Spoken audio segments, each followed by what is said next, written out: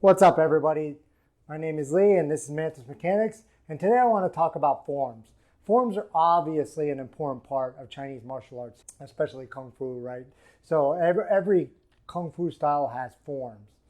Yet, if you've watched my channel for any amount of time, you notice that I don't teach forms on this channel, and I don't really even show forms on this channel. And I get asked about that sometimes, frequently, why I don't show forms on my channel, why I don't teach forms on my channel. And the reason is I don't believe there's really that much benefit to learning forms from a martial application perspective.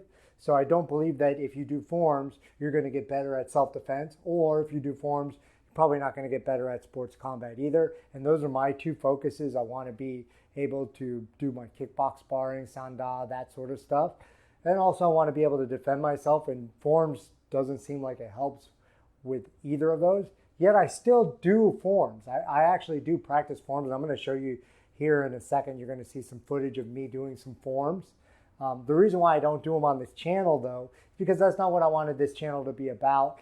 And also, I just don't really like doing forms that much. It's not what I enjoy. I enjoy hitting the bag, hitting the pads, preparing for actual self-defense or combat sports scenarios. So that's why I don't do my forms. But we're going to go into the history of the forms. While you actually watch me, I'll go over through these forms history and why we still practice forms. And you'll also hear why I actually do still practice my forms, even though my goal is to be better at self-defense or sports combat, both of those areas. But I don't believe that forms help me with those. So why would I do forms?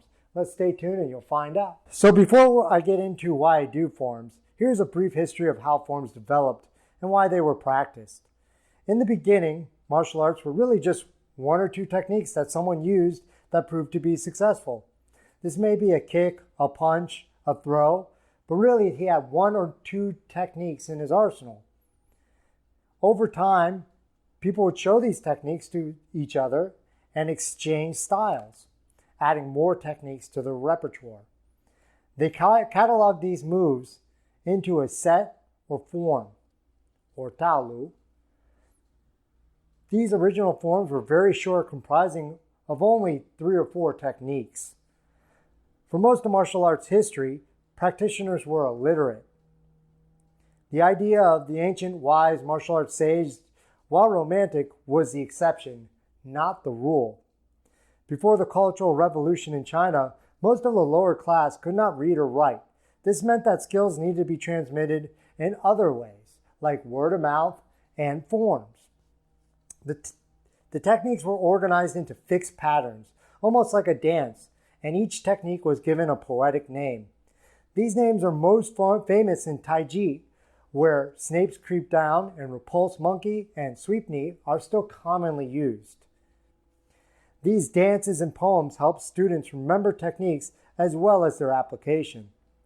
Over time, techniques became more and more robust and forms grew more complicated. As they grew more complicated, so did the number of forms a student had to learn. Originally, an entire style may consist of a single form, where today a system might have hundreds of forms. As I mentioned, forms were used to transfer the knowledge because writing often was not an available method. As the lower class became literate, the number of forms they could remember grew because now they could write them down. So instead of forms becoming a thing of a past, they became even more prominent in the martial arts scene. There are probably several reasons for this, including modern firearms making it unnecessary to practice actual combat, and forms actually became a barometer for skill. Acrobatic and flashy techniques found their way into forms, and unskilled spectators would assume the better a form was performed, the better the person could fight. With all this talk about the history of forms, you would think I would throw them away completely, but I actually still practice my forms a few times a week. As you can see from the video, my forms are not super dialed in or crisp, and that's because I only practice about 10 to 15% of my training time. The rest of my time I dedicate to strength and conditioning and application of techniques. This, I believe, is the key to being able to perform at your best. The reason I like forms is that they're a good way to warm up and get your body ready for training. I see them more as a predetermined choreographed warm-up routine than fighting application moves. Plus, I think they are fun too. As you warm up, the stances and movement help increase mobility and reduce the chance of injury.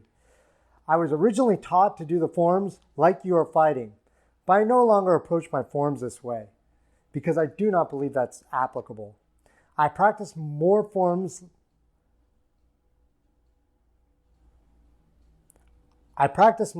more like a preset warm-up and mobility routine that helps me get ready to train.